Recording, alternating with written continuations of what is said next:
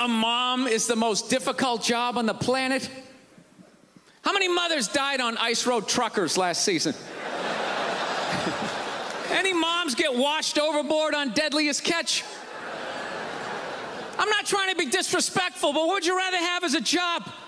You want to scoop scallops off the bottom of the ocean, catching that lobster trap to the back of your head? Or do you want to hang in the sunshine with a couple of rugrats? You'd send them to bed anytime you want and some trumped up charges because you want to have a drink and watch The Price is Right? I don't know, maybe I'm wrong. Maybe it is the most difficult job. I mean, I thought roofing in the middle of July as a redhead, you know? I thought that was a difficult job. I really did. I thought it was difficult. But evidently, these mothers, they're bending over at the waist, putting DVDs into DVD players, going to war pinned down by a sniper. What a joke! You ever burp a baby and forget to put that towel up there? There's another shirt you gotta wash. Oh, lift with your knees and put it in that machine that does it for you. Dude, any job you can do in your pajamas is not difficult. It isn't. I'm sure it's... Yeah, to hell with these mothers. Watching cartoons, taking naps. Look, I'm messing around, but you know, come on. I know it's a difficult job, but the most difficult job on the whole planet. Remember when Saddam lit the oil fields on fire and those poor bastards had to go put them out? 4,000 degrees, walking in with your little asbestos shield, just walking into flames. You want to do that or watch Bob the Builder again? I mean, be honest with yourself. You can basically say whatever you want on television now. You can really say anything you want on TV. And if you don't believe me, you should watch a little show called Law and Order Special Victims Unit. Because they will say the grossest, sickest shit you've ever heard in your life. No, on Special Victims Unit, they can't say the F word. They can't say the F word. But people will walk around being like, looks like the victim had anal contusions. Yo, looks like the victim had semen and fecal matter in his ear canal. Those are two actual things I heard on Law and Order SVU at like 3 in the afternoon. Both spoken by Ice-T, by the way. Ice-T is a detective with the Special Victims Unit, Mr. Cop Killer. Ice-T has been with the SVU, about 11 years now, but he still treats every case like it's his first in terms of total confusion. Like, they'll be in the middle of an investigation and Ice-T will be like, you telling me this dude gets off on little girls with pigtails? It's like, yeah, Ice, he's a pedophile. You work in the sex crimes division. You're gonna have to get used to that. You know how on Law & Order they tie in current events to their episodes, like they try and weave in real news stories? So a couple years ago on SVU, they did an episode that was based on stories about sex addiction, because all these celebrities were coming out as sex addicts. So in the episode, there was a scene where the other detectives are trying to teach Ice-T what sex addiction is, and it takes a couple of minutes. And finally, Ice-T gets it, and they cut to him in this close-up, and he goes, oh, I get it. You mean like when someone drinks too much? Or snorts cocaine, or bets the house on the ponies.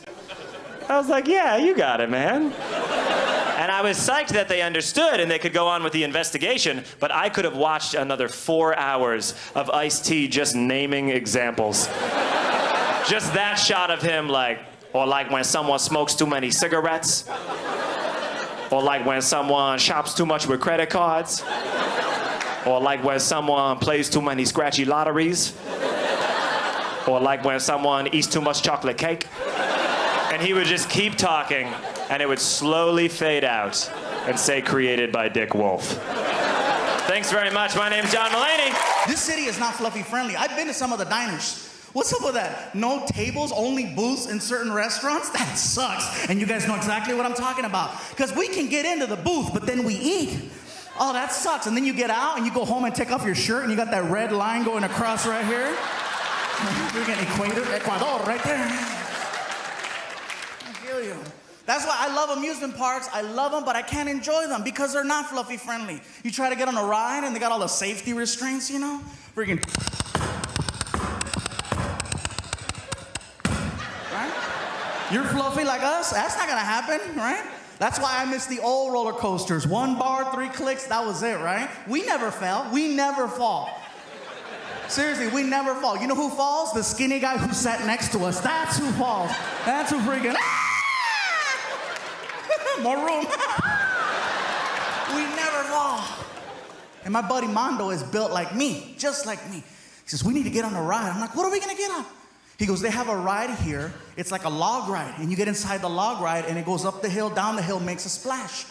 I go, what about the pool bar? There's no pool bar. Seatbelt? No seatbelt. You just get in and go. I'm like, well, let's do it. So we get in line and we get to the front of the line, right? And we got to deal with the lady with the headset, the one who takes her job way too serious. Okay, how many people? 4? Okay, we got 4. Okay, 2 here, 2 here. How many people? 5. I got 5. Okay, 3 there, 2 there. We get to the... How many? Oh my. I got a code 1000. You guys can have that one. And she gave us our own log. So we jumped in, she pulls the lever, we take off.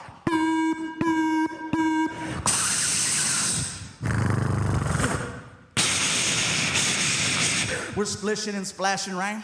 3 minutes into the ride, the moment of truth, we get to the hill.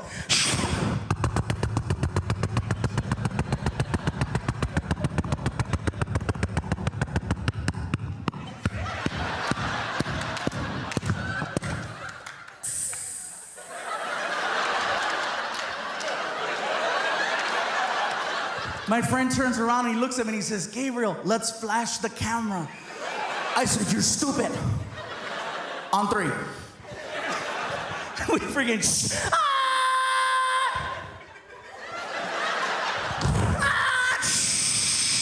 We get off the ride, we're soaking wet. We go to the bottom of the hill. We want to go buy that picture. We get there, and there's a lady behind a counter with a bunch of monitors behind her, and she's covering one of the monitors. I tell my buddy, what boat were we on? 22. She's covering screen 22. He goes, oh, we better sneak out of here. Oh, yeah, we're going to sneak out of here. Freaking. We get stopped by security, and you haven't lived until you've been stopped by a security guard with a badge in the shape of a mouse. This guy swore, right? Hold on! Ma'am, can you move your hand?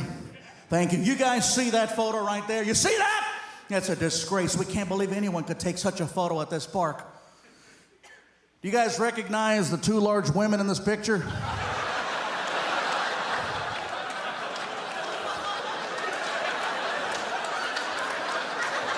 And it wasn't until we got like this close to the photo that we realized something about ourselves. And that is that when 2 full-grown fluffy men are going downhill at a 45-degree angle with no shirts on going like this, we both look like sexy bitches. Toronto, you guys were amazing. Thank you very much. What's up, y'all? Montreal, make some noise for yourselves. Yeah. Okay. I see you. Ripped jeans, thigh out just a little bit, just a percentage of thigh out for the world. Okay. I'm gonna be up in your direct messages. Beware. I like this. This is an attractive crowd. It looks like a room full of profile pictures. Like you really brought your best. Because we all know the profile pictures, that's our best swing in the photography department. One of your profile pictures is gonna be on the eulogy. I'm just saying, like that's how good the pictures are. You can always tell somebody's problem areas by the profile picture, because they always crop out the bullshit. You notice that? If they got a messed up haircut, their picture starts right at the eyebrow and then makes its way down. If they haven't been on their crunches, it's getting a little loosey-goosey downstairs. Chin, a lot of ceiling, a lot of architecture. Is that stained glass back there? That's a beautiful home. Where do they live? What area code is that? I want to know more. And if they're ugly, just the eyes. I know you've seen that one, the just the eyes. Did I get a friend request from a ninja? Who are you? Damn, now I gotta add you to solve the mystery. Who are you, eyes? I don't have enough info to make a decision. You got me. And I'm gonna just say this, I'm tired of all these old people on Facebook. If you old and you feel disrespected by that, I'm talking about you. Get out of there. Get out of there right now. It's not your safe space. I got a friend request from my grandfather. You know how awkward that is? I made the nigga pinned for like 2 weeks. I didn't even make a hard decision on it. I was like, you know what? I'll see you at grandma's. I don't know. I just don't know. I don't know if my grandpa knows the nuances of social networking, like when to send the direct message or when to do the wall talk, when to slide up in the DMs or when to do the inbox. You gotta know. You can't mix it up. Wall talk, that's that general stuff. Hey, how you doing? Saw the feed, happy birthday. Want to work out later? CrossFit? Something like that, you know, for all of the public social networking world to see. Inbox is that nasty stuff that you wouldn't want anybody to know about. That's why I sent a motherfucking box. This is an inbox message I may have sent the other day. Hey, baby girl, I had a daydream about you. You were butt naked. I put some Lowry's seasoning salt on your ass and licked it off for a midday snack. Send. I heard a woo. You're my type of girl. Because some of these other people, they're weirded out by that. And that's understandable because that was between me and the freak I sent it to. I'll forward it to you, but it was an inbox message. But you can't confuse the two. I went to a house party. Some things went down. The next day, my boy writes on my wall, old girl from last night. Did you hit that? On the wall. So now the whole feed thinks I'm hoeing. And then my grandpa goes, likes this. And now it's a family affair. And I didn't want that. I'll be honest, there's a lot of white people in this crowd, and I feel good about that as a comedy professional. I feel like that means upward movement in the career, you know? You see the leather hat. I do the black rooms, but this is good.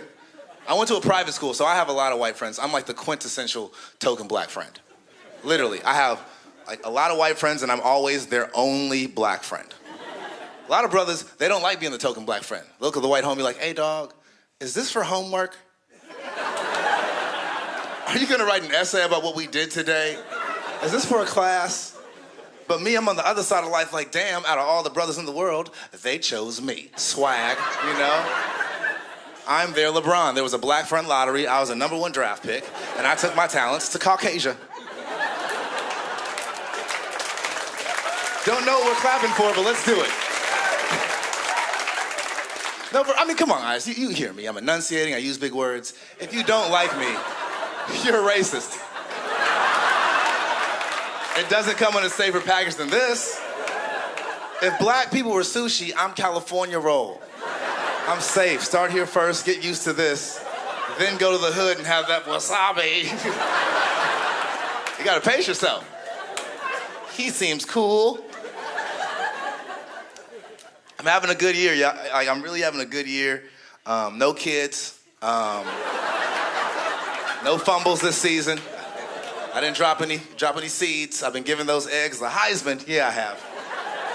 And it's tough because, you know, safe sex requires discipline to choose the option that feels not as good. You know, like, they don't tell you that in high school when they're putting the condom on the banana. This is safe sex, but unsafe sex feels way better. Safe sex is like eating a Starburst with some of the wrapper on it. Like, it's good, but if that wrapper wasn't on it, I'd rather have raw yellow over papered pink any day. Talking about candy. Just celebrated my 2-month broke-up anniversary. I don't know if you guys celebrate the broke-up anniversary. It's like your anniversary, but the opposite. You celebrate your emancipation from the asshole. Me, I treat it like Independence Day. I take off work. I barbecue her old belongings. I do fireworks in the backyard. This was me the other day, I promise this. Bitch. I hate you. Here's the thing, she smothered me, y'all. She was too into the relationship. I take a selfie, she's like, stop. It's ussies. We take ussies. Pilot, co-pilot. We're in a relationship. To the point where if we were walking somewhere and I walked too fast and there was too much space in between me and her, she would stop. Are you one of those? Hey, I'm back here. I mean, I know we're going to the movie, but I'm all the way back here. Bitch, did you add an echo? I was like, can we just, walk faster and catch the trailer to the movie as well? I like that part. But at the same time, me and her started watching a show together on Netflix, House of Cards. You know it. Crack in episode form. We watched episode 1 together as a couple, episode 2 together as a couple, episode 3 together as a union. It was great. It was a great weekend. Then Monday comes, we get back to our grind. Monday night, go over to her spot, turn on House of Cards. I see all these checks. I see all these checks. I see all these goddamn checks. This bitch is on the next season behind my back. These hoes ain't loyal. I was pissed. If we were engaged, I would have broke it off. I can't do this. I can't share my life with a skipping ahead ass bitch. You're a skipper. How we gonna raise a kid together? I'm in one room, potty training. You're in the other room, giving them condoms, because you're a skipping ahead ass. And there's nothing worse than watching Netflix with someone who's pretending to watch it for the first time. They already watched it behind your back. They cheated on you with new plot and character behind your back, but they say they love you. Either way, they play it off at first. Everybody's watching the episode. This is good. Yeah, it is, babe. I haven't seen any of this coming. This is a really good one. They really did their thing. All of a sudden, some random stranger walks on screen. She's like, oh, shit. What are we ooh shitting right now? We don't know him. That's an extra as long as I know. Oh, I just had a feeling. Bitch, that's a memory. I'm James Davis. Thank you very much.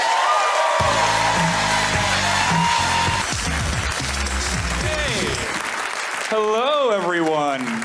You're welcome. Hi. Oh my God, I'm so excited to be here. Not Canada, life. I almost died this year. For realsies, my appendix burst inside my body, which if you don't know is like the worst place. And isn't it weird that our appendix bursts? Because it's the only organ in our body that doesn't have a job to do, but it's the first one to be like, fuck this. Really? You're the one that had it up to here? My liver has been pumping poison out of my body for years, happily, like a migrant worker, just happy to have a job.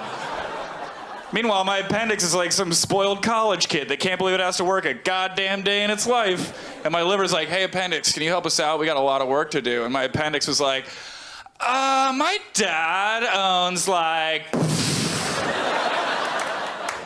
or I would.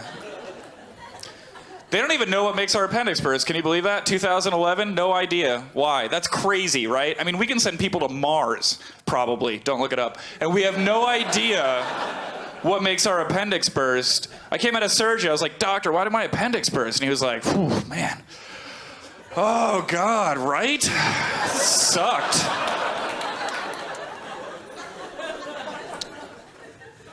Seven days in the hospital, emergency surgery, no health insurance. You don't even know what that's like. That's when you have to pay for it. Guess how much? $45,000. Yeah, and you find out when you get a bill in the mail for $45,000. That's when you know. In the mail, by the way, with the other mail. Like it's just more mail.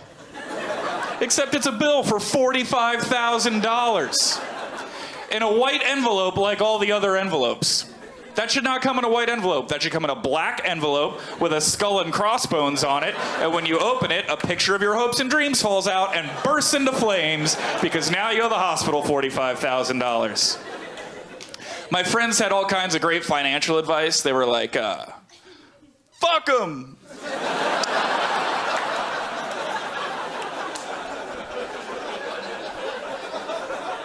Which is a great idea, so I looked it up, but in some, they were like, what are they gonna do, put your appendix back in? Good point. I looked it up, some countries, they do. I'm just kidding, but whatever country you just thought of, you're racist. Oh, we just learned a little bit about ourselves on that one, didn't we? So, but I'm doing the right thing because they saved my life. That's the second time that's happened.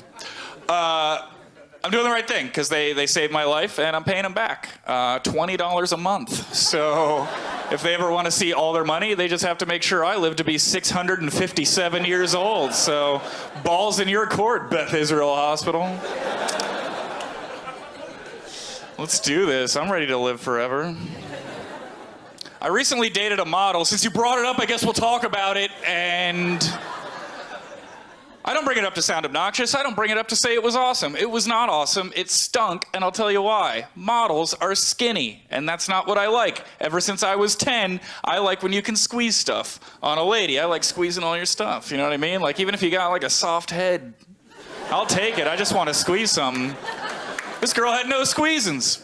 Maybe think of all the girls I dated the last 10 years. Normal-sized girls, pretty girls, every single one of them at some point complain that they're fat, right? At some point, a girl looks in the mirror and she's like, oh my God, these pants make me look fat. Or like, oh my God, this song makes me look fat, or whatever. And I spent 10 years of my life in relationships like, you're crazy. There's no way you could be fat. And then I dated this model, and it turns out, they were all fat. Every single one of those girls was totally fat. They were so fat, it was disgusting. Because in their heads, they're comparing themselves to models. Of course you're fat compared to a model. Everybody is. Here's the good news. Dudes don't give a shit about models. We don't compare you to models. You know what dudes compare you to? Dudes. And if you don't have a dick, you're not fat. Ever. That's our rule. Did you know that? If you take your shirt off and you have tits, we're like, well, look at this skinny little lady over here. Somebody could use a second lunch, and I'm buying. Baby Got Back should be my favorite song, right? You know Baby Got Back. You guys got that here, right? It's about big butts. Here's the problem. Sir Mix-a-Lot, who's not even really a knight, is all, white boys don't like fat butts, or whatever. And I was 10 when that came out, and I was like, excuse me, Sir Mix-a-Lot, but I happen to love fat butts, and I don't even know what they're for yet, but I know I want it fat. And it turns out it's so they can sit on your face, but I didn't know that when I was 10 years old. But if you had told me that, I would have been like, well, that makes sense. Who wants a bony butt on their face? I want a butt feels like donuts. When's DuckTales on? I'm 10.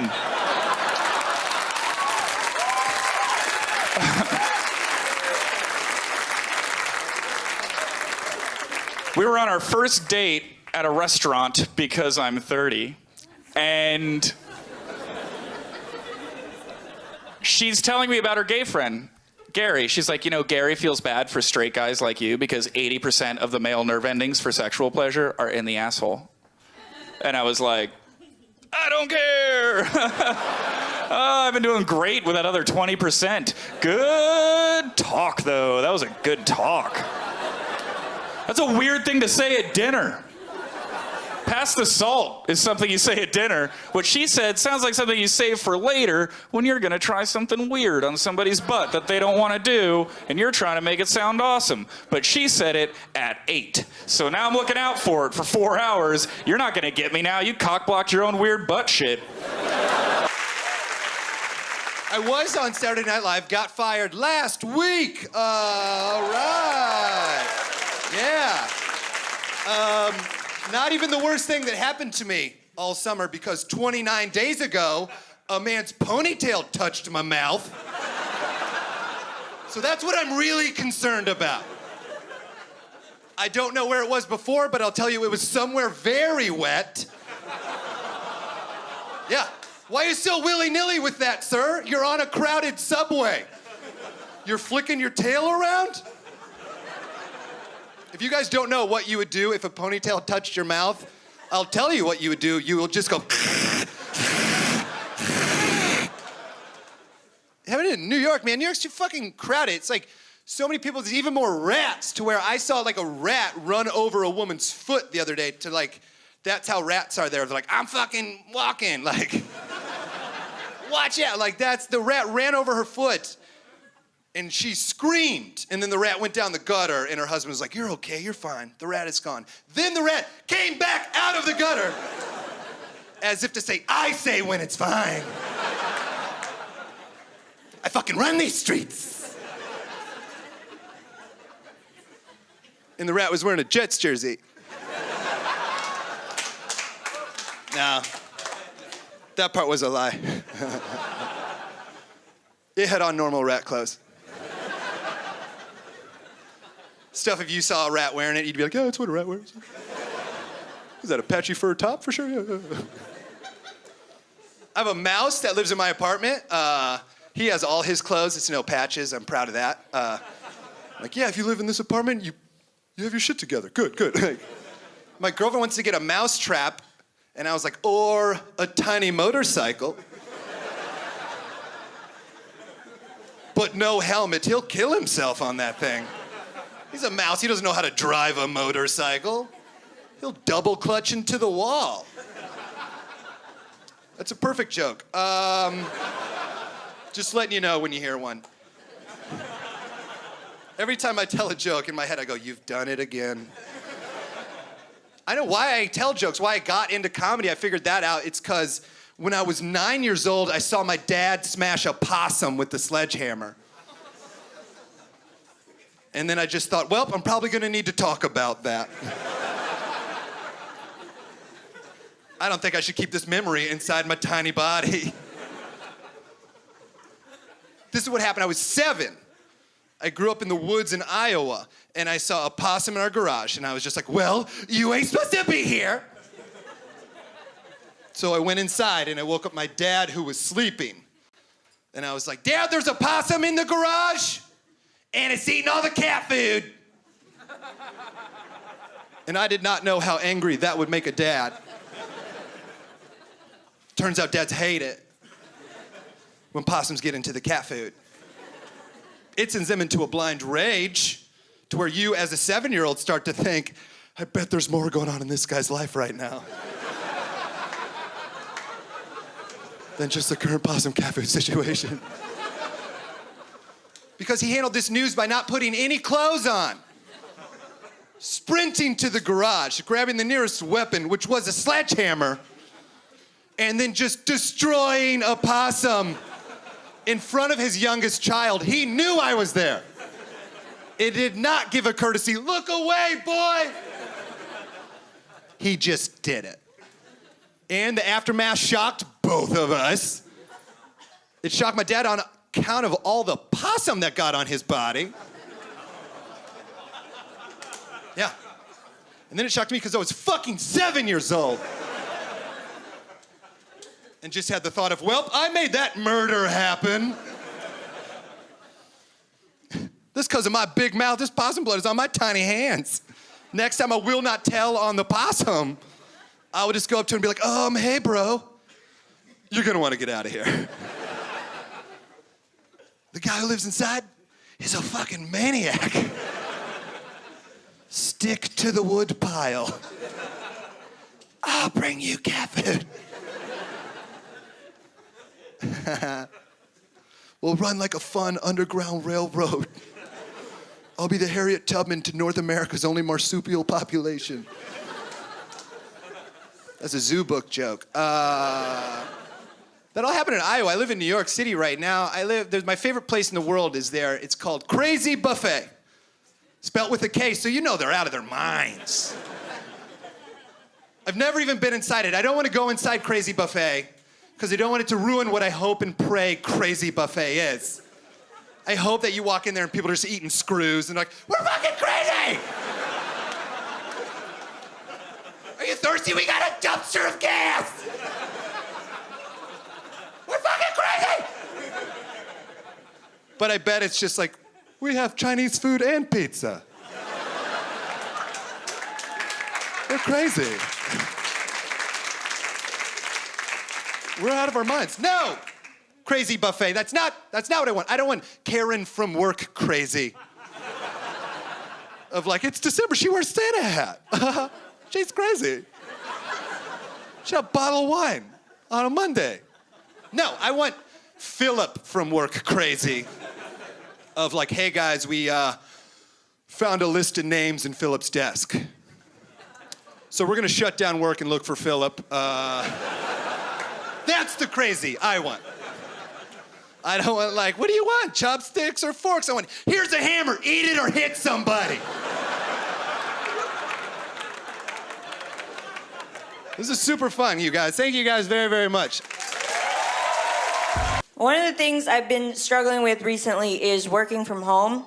I don't know if anyone works from home or freelances. You definitely don't have to cheer. You've had a long, hard day. You gotta save that energy for tomorrow. I find it very hard to be productive when you work from home. Like, I feel like the closest thing I have to a boss is Netflix. When it's like, are you still watching?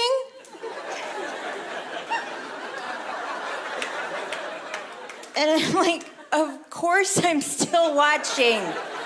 I'm never not watching. Stop micromanaging me, you know? I'm your best employee. I take all your suggestions.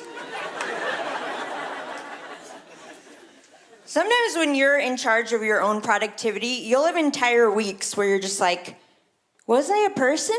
Like, did I count? Did I register on the map of existence? I have no idea. Like, I remember one particularly troubling day where at the end of it, I was like, did you do anything today that would be considered an action, you know? And then I could only come up with two things for that day.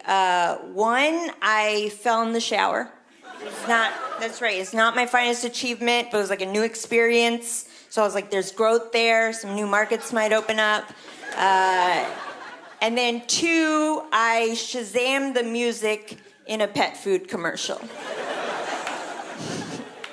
But I got a result, so I feel like it counts. Pushing the bar ever so slightly forward. But that was all I did the entire day. Like, I feel like if I had died that day and someone was just like, well, you know, what'd you do before she left? It'd be like, well, it was a little bit like she was already gone, you know? She was ready for it. She was very motivated to leave. No, it's fine. You know, some people have a lust for life. I feel like if people describe me, they'd be like, she likes life, just not in that way, you know? She just wants to be friends. She's not physically attracted. It's more of a mental, spiritual connection. Yeah, I have goals. I just like to waste my time in getting to them. Like, I love to procrastinate, love to waste time, learn to embrace it as a strength. Does anyone identify as a professional procrastinator? Yeah. And again, don't even make noise. Just think about it and then don't do anything. It's kind of our whole deal. I go through different cycles of like what I like to do to waste time. Like I've gotten really good at this one, the nap sandwich. You guys know that one? It's like when you take a nap and then you have a sandwich. And then you take another nap. This is a good one. Rarely disappoints.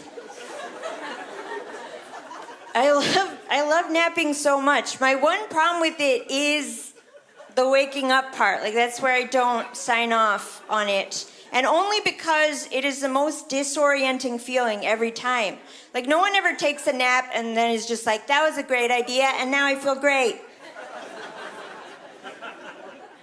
Like, the only feeling I would compare waking up from a nap to is like, if you stop to check your reflection in a parked car on the street, and then you suddenly realize there's someone sitting in the car. It's like, no! Why is this happening? Is my family okay? What is hair? Like, none of the questions make sense at that point. How do you even get out of that? Are you just like, I was never here. This was all a dream. No, you're weird. You were sitting in your car parked on a street. I was just making sure I still had a face. I'm the grown-up. You guys have been great. I want to leave you with just a quick thought. This is something that still I struggle with. I hate when you're going in for the handshake, but the other person is coming in for the fist bump. But then you realize you're in front of a mirror and you don't know who you are anymore. I hate that. Thank you guys so much. It is great to be here. No one knows me in Montreal. It's not fair for me, I believe. But life isn't always fair, is it? It's not fair. It's not consistent. Like 1 year ago, Australian surfer Mick Fanning punched a shark in the face. Live on TV. You can Google that if you want to. And everyone called him a hero. But I kicked my dog. I'm an arsehole, apparently. I grew up on the coast in Australia, and I don't mind surfers getting bitten by sharks, because when I was growing up, all my mates were surfers, and they got all the ladies. I was a snorkeler. Snorkelers don't do so well with the ladies. I don't want you to feel sorry for me, though, because I've kicked on from my snorkeler days. Now I have a stunning wife. Comedy's worked out for me in Australia. It really has. You know, she's 10 years younger. Anytime I post a photo of her on Instagram, everyone says, too good for you. I don't mind that, I accept that. What I don't accept is my own children telling me that. True story, my 7-year-old son the other day said, Dad. I said, what, mate? He said, did you meet Mum after you got famous? I said, why do you ask? He said, no reason. I said, well, actually, I did. He goes, that makes sense. You've worked that out, have you, buddy, yeah? He's gone through grade 1 without working anything else out. He's worked that out. He did the whole of grade 1, and I don't think he learnt one thing. Certainly didn't remember anything. When he comes home every day, what'd you do today? Don't know. You must remember something you did. Nah. Who'd you play with? Don't know. You smoking crack at lunchtime, mate. He wants me to do his remembering for him. Recently we went to a pizza restaurant. He ate garlic and cheese pizza for the first time. It blew his mind. He loved it. We're driving home and he's in the back raving on about it. That's my favourite food now, Dad. That's my favourite. You remember? You remember, Dad? I said, I could remember, mate, but I've got a bit on. How about you remember? Do you know how many PIN numbers and passwords I need to know?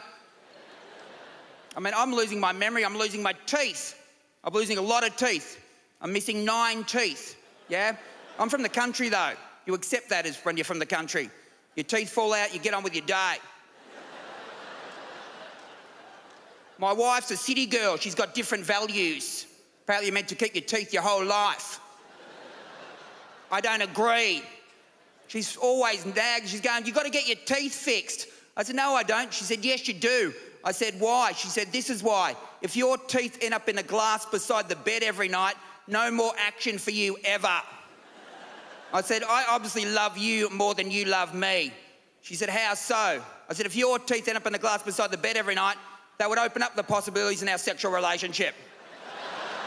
Because I'm a teeth in the glass, half full sort of guy.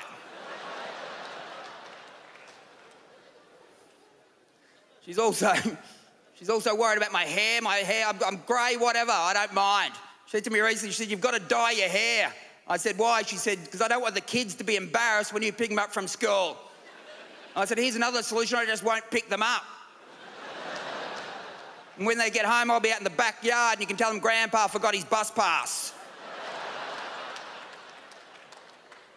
We've been together 14 years, so we're a little bit too comfortable, I believe, especially when it comes to our sex life. I mean, she's a very good multitasker and I appreciate that about her, but sometimes it's not appropriate. Recently, I'd busted a move and it had worked out for me. We were both nude. Preparations had been done. I believe the moment was about to happen. I thought I'd done all I can. I looked in her eye and I thought I saw a look of deep desire, almost concern about how much she wanted me. She looked at me and she said, have you put the garbage bins out? I said, you can't look up and down this and think of stinky garbage bins. I said, honey, it's 9 o'clock at night. The truck doesn't turn up till 8 o'clock in the morning. How long do you think this session's going to go for? We're going to be pounding away 12 hours later. Beep, beep, beep. Ah, shit, you forgot to put the bins out. It is great to be here. Thank you. I appreciate it. I really appreciate it. I don't get much sleep when you've got small children, especially when they turn up in your room every single night. A son who's 7 has been coming to our room every night since he could walk. Every single night he turns up going, I'm scared. I'm like, what of? Nothing scary's ever happened to you. War veterans sleep better than you do.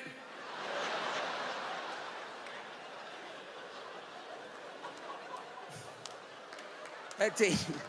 No, right. That did lead to the sexiest thing my wife's ever said to me, though. Recently, I busted a move, then she said, make it quick, you never know when he's going to turn up. I said, honey, I've been waiting a long time for you to say that. I've been practicing this move since I was 15. You won't even know what happened. The irony is, though, because she said that, reverse psychology kicked in and I couldn't make it quick. I've never gone longer. And apparently I was hitting the right notes for once, because apparently noise was being made that my son had never heard in the house. So then we hear him running down the corridor, Mum and Dad, I'm hearing strange noises tonight. They're freaking me out. He's out the front of the door. I said, stay out there, mate. You're going to see something that's really going to freak you out. You've been a great crowd. Have a great night. Thanks for listening. I love you, Montreal. Thank you. Hello, how are you? Are you well? Excellent. I'm quite well. I have IBS, which is irritable bowel syndrome, if you don't know what that is. I also have PCOS, which is polycystic ovarian syndrome. I like to put those collections of letters at the end of my name and pretend I went to university. Rather than regularly shitting my barren self. You're welcome. I moved from the city 2 years ago into the middle of nowhere, which is great. It has its good side, it has its bad side. The bad side is that a power cut, we had a power cut recently that instead of being an hour, maybe an hour or two, that it would be in the city, it was 26 hours long, a power cut that was 26 hours long. My husband, because he's really brave and quite the hero, he went foraging for pizza. And he said to me, while I'm gone, don't waste the power on the flashlight. He said, why don't you just light some candles? Great idea. Now, I'm not a very girly girl, so candles are never something I would buy for myself. But luckily, I have a lot of friends who don't really know me very well. So I have a lot of scented candles, so I lit a few, and by the time my husband came back in, I was relaxed, horny, and excited for Christmas. But I went for a massage recently. Give me a cheer if you've ever been for a massage. It's nice, isn't it? It's nice. I like the bit at the end. I like the bit where you feel all floppy and relaxed. I don't really like the process. I find the act of being stood or lying in front of somebody you don't know just in your knickers quite stressful.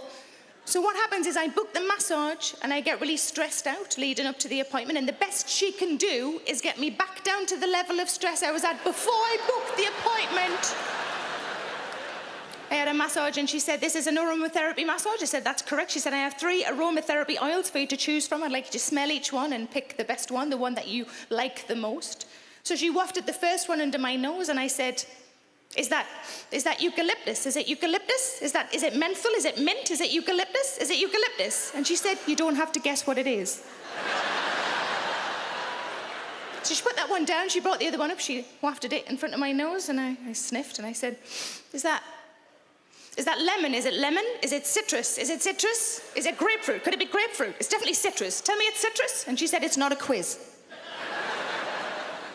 Now, the third one, I liked the smell of. I didn't recognize it, so I chose that one. And she read the label off the bottle and she said, oh, that's happy. I was never going to win the quiz, was I? My 2 worst things, I think, about having a massage. I don't like the bit where they teach you how to breathe. But what they do, they say, breathe in. And I go,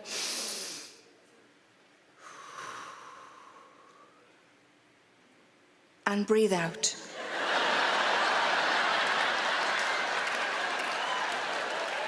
I would have died.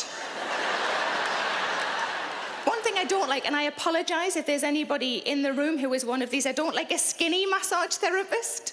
I don't like the one I have at the moment is about my size, maybe a little bigger. I don't like a skinny massage therapist. They've never said anything to me, but I think while they're massaging me, they're doing this in their head.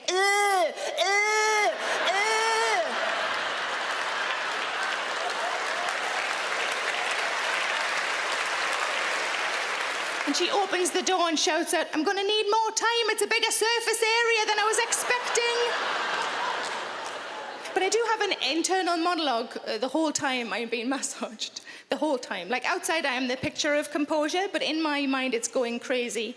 So it depends where she starts. If she starts at my feet, I'm like, oh, tickly feet, tickly feet, tickly feet, tickly feet. She works her way up and I think, oh God, she's getting to the patch of broken veins on the back of my leg that I don't really like. And as she works her way up, too close to me, nunny, too close to me, nunny. Vagina. So I'm lying there, covered and happy, and it's a very different version of Snow White and the Seven Dwarfs than I'm expecting. And the massage comes to an end, and she says to me, they always put on their kind of velvety, chocolatey voice then, don't they, at the end of a massage? And she says to me, there's absolutely no rush. You just take your time. There's no rush. Absolutely no rush at all. You just take your time. What she didn't know is that I'd been holding in a fart for 40 minutes.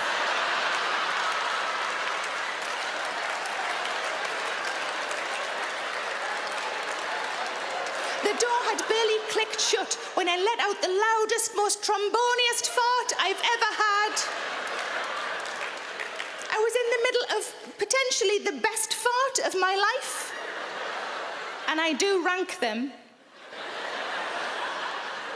When she came back in with a glass of water, and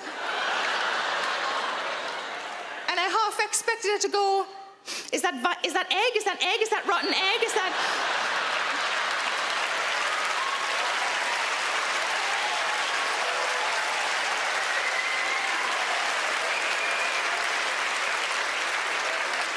And if she had, I would have said, no, love, that's happy.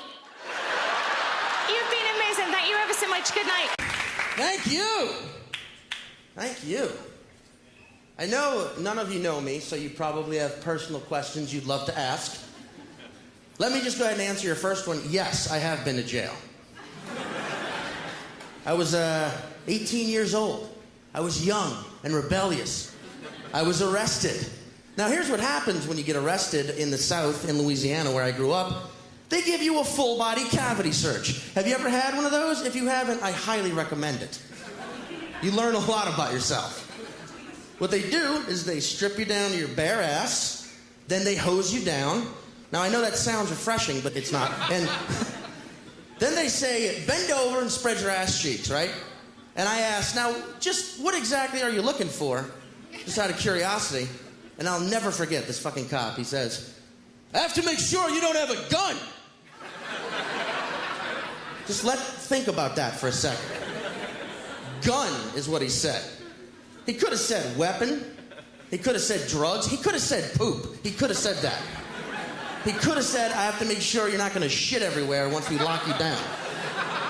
No, he said gun, which prompted me to ask, where? Up my ass? In my asshole?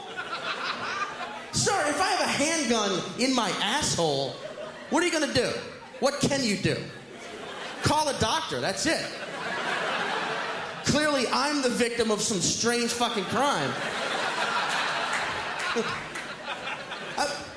Pardon me, officer. I'm only assuming that you're talking about a handgun. Do you maybe think that I have a rifle up my ass? Because then I have a better question. If I could get a fully assembled rifle up my ass, why would you think that a jail cell could contain me? Clearly, I'm the baddest dude ever. I could just fit random objects up my ass, regardless of shape or size. Put me in that jail cell. I want to go, because I'll just start putting pieces of it up my ass until there's a hole, and then bam, I'm out of there. No evidence.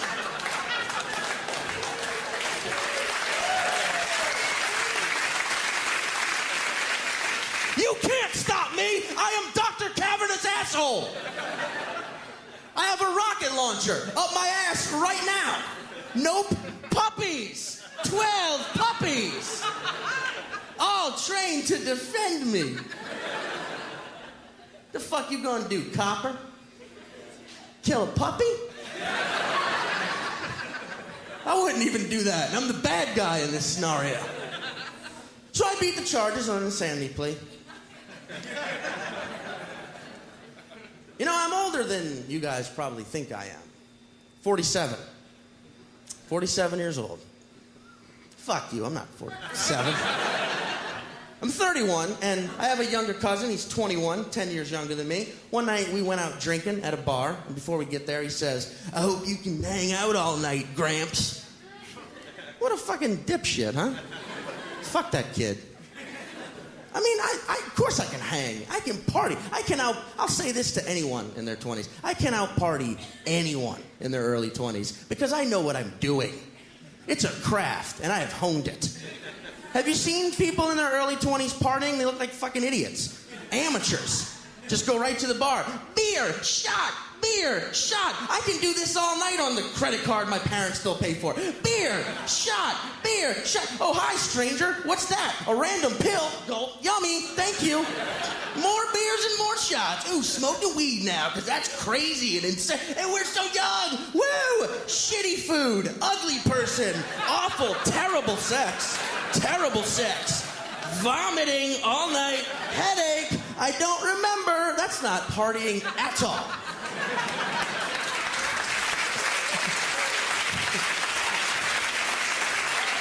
I believe that's actually called giving natural selection a better shot. I'm 31. I know what I'm doing. I roll up in a bar. I order a beer. I say, put it in a brandy snifter. Looks classy.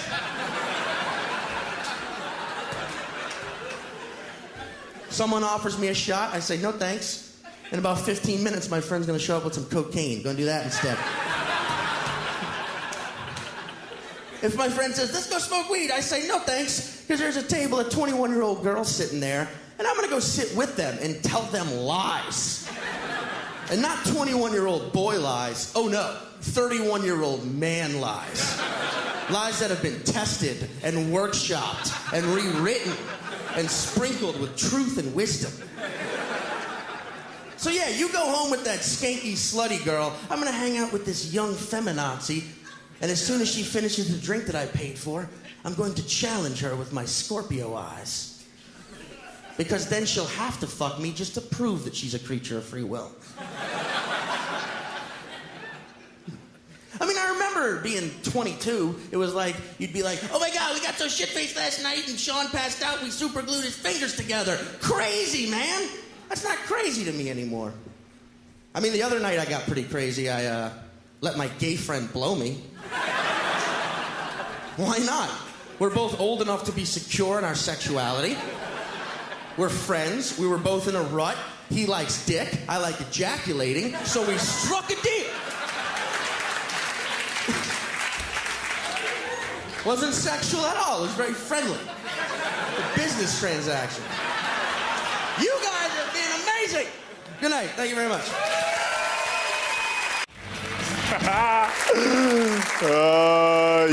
Yes, I was. It's happening. Good evening, ladies and gentlemen. I like to tell people that I was born and raised in Kampala, Uganda. Every show I do, I introduce myself. And a fellow entertainer came up to me recently, and they were like, why do you always have to tell the audience you're African? Why do you always have to tell? It's kind of an unfair advantage. I was like, what? And then I thought about it. And like, that makes sense, because everyone in this room knows what a big advantage being African is in this world. Oh, such a big advantage. Everyday Africans wake up and they're like, holy crap, look at all these advantages.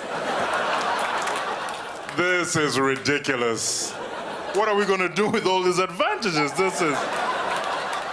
We should give some of this back. This is overwhelming. Call Canada, find out if they need advantages, because this is ridiculous. I usually laugh at that, but it upsets me that it's 2011 and we still don't get the benefit of civilization. Like, Africans don't get the benefit. It's 2011, like, seriously, and it seeps into your pop culture, and you guys don't even think about it. You guys don't even think about it, but as someone who grew up on the continent, it bothers me to no end. And I'll give you the perfect example. This lovely girl calls me up, and she's like, hey, it's a Sunday afternoon. Why don't I come over to your place? I'll bring some movies and some hot chocolate, and we'll have a good time. I was like, yeah, let's do it. But keep the hot chocolate, there's enough already, right here. Ladies, right? She shows up with a movie called He's Just Not That Into You. All of you women have watched this movie. Some of you men have been forced to watch this movie. For those of you who have survived, I'll try and explain. This is a movie that came out a couple of years ago that talks to women. It tells them, listen, if a man treats you like crap in your relationship, or a man doesn't call you back after first date, he's just not that into you. I thought that was obvious. But apparently you women need a book and a movie to figure this stuff out. Like, I'm not judging. I'm not judging, I'm just saying. This movie starts off with one very important moment in every girl's life. She's gone out on a first date, she's gone back home, she's waited, the call hasn't come, now her self-esteem is all messed up. She has to call all her friends together to build it back up. And girls will do this for each other. They'll sit around and be like, you're beautiful, you're amazing, oh my goodness, I wish I had your tits. And this movie is trying to capture it in different parts of the world, right? So it's with some American women sitting around a table, and the one girl is like, I don't know why he didn't call me back. And her friends were like, you know why he didn't call you back? He didn't call you back because of all the confidence you showed on your first date. He was intimidated by that. I was like, lies. But so very deep, so very thoughtful. Then they showed some French women sitting around the table, and the one girl's like, I don't know why he didn't call me back. Friends are like, you know why he didn't call you back? He didn't call you back because of all the emotional maturity you show when you're hanging out with him. Men are so immature. I was like, no, it's because she's ugly, but okay. Showed some Asian women sitting around the one girl is like, I don't know why he didn't call me back. Friends are like, you know why he didn't call you back? He didn't call you back because of all the success you've had in your professional life. Men are intimidated by that. I was like, no, ugly again, but okay. So very thoughtful, so very deep. Then they showed some African women, butt naked, sitting on the ground. And the one girl is holding her cell phone going, I don't know why he didn't call me back. And her friends were like, maybe he was eaten by a lion. What the fuck? Where did the lion come from? Everywhere else in the world there's emotional attachment, success, and I know with Africans, some jungle cat snuck up on him before he could dial your number. How messed up do you think our priorities are? These women had cell phones, yet they were butt naked. Like, didn't you get a t-shirt before getting a texting plan? What in the world do you think we're doing? Soon I realized, people, for us getting home is just victory against the lions. That's all it is. It's not honey, I'm home. It's honey, I wasn't eaten today. So if you know anyone that enjoyed that movie, don't go fuck themselves on behalf of an entire continent. But I live in Canada, and I love it. I love living in this country. I mentioned having the ladies coming over to the house because I love Canadian girls because they think I'm exotic. Especially when they're drunk, because it's always like, oh my goodness, you have an accent. Where are you from? You have an accent. And I'm always like, drink up. But ladies, I want to talk to you for a minute. You meet someone from a different part of the world and you have questions, you want to learn about a different culture, go ahead, ask questions. I encourage it, but pick and choose a time and I will explain. I was dating this wonderful Canadian girl, and one night I was making sweet love to her, or what I thought was sweet love, because ladies and gentlemen, I was bringing it. Oh, muscles were bulging, sweat was coming down my forehead. I was saying things I'd never said before. She was moaning and screaming. I was moaning and screaming. She was moaning and screaming. I was moaning and screaming. I looked into her eyes. She looked into my eyes, and she went, do they have Christmas trees in Africa?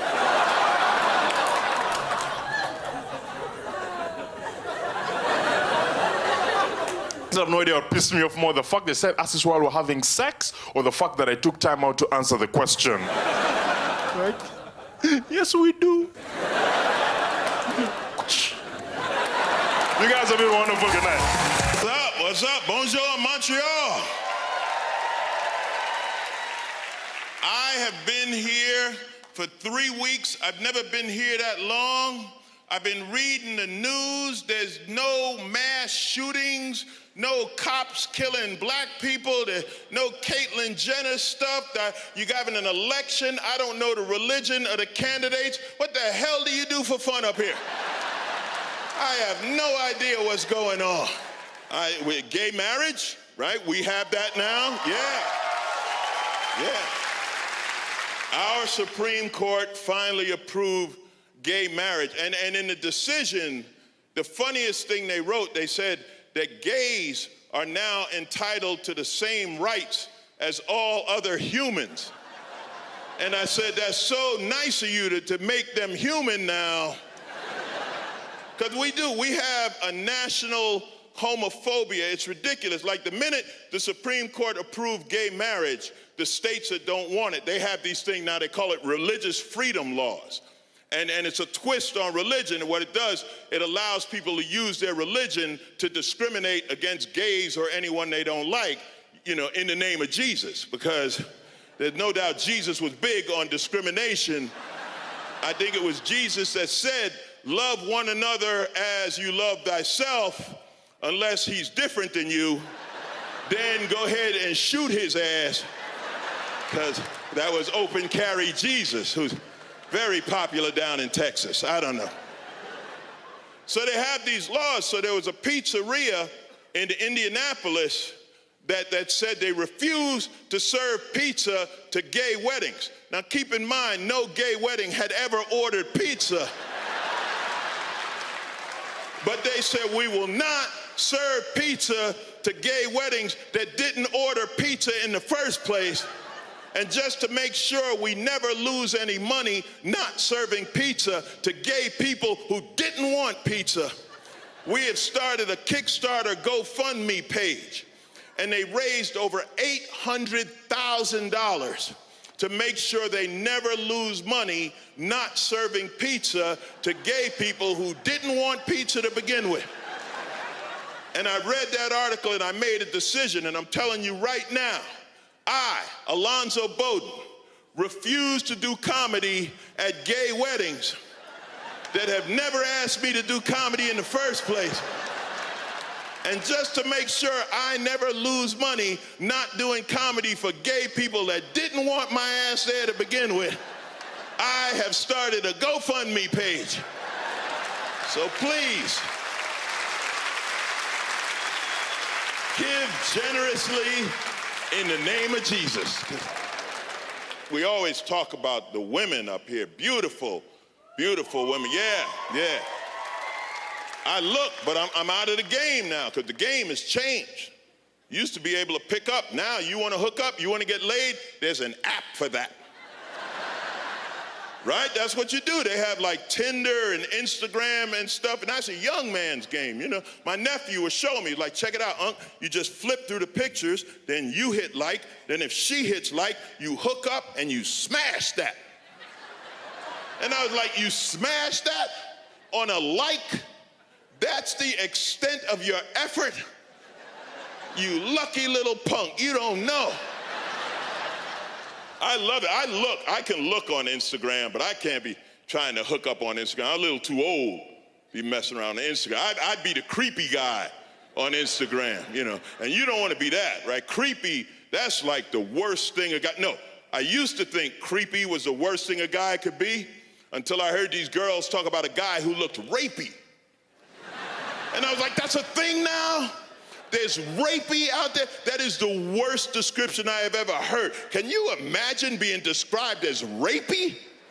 Man, if you looked rapey, you would do anything to get back to creepy, wouldn't you? People always ask comics, they're like, what makes you laugh? I'll tell you what makes me laugh. The most ordinary, everyday things I see, that they make me laugh. I was crossing the street, right? I stop at the crosswalk, I look next to me, there's a seeing eye dog. And I looked at him, and he had no blind person. It was just a dog. And I started laughing my ass off. Because all I could think is somewhere there's a blind guy going, where's my dog? Where's my dog? And I couldn't help but think, what did he do that the dog said, I've had enough of this. You on your own. You're laughing. I love that. I love that joke because, see, now that planted a seed, right? And you're going to, what's going to happen, you're going to see a blind guy with a dog, and you're going to think about that joke, and you're going to start laughing, and everyone's going to think you're the biggest asshole in the world because you're laughing at a blind guy with a dog. And then you're going to be, no, the rapey guy said, and I'm Alonzo Bowden. Thank you. Thank you.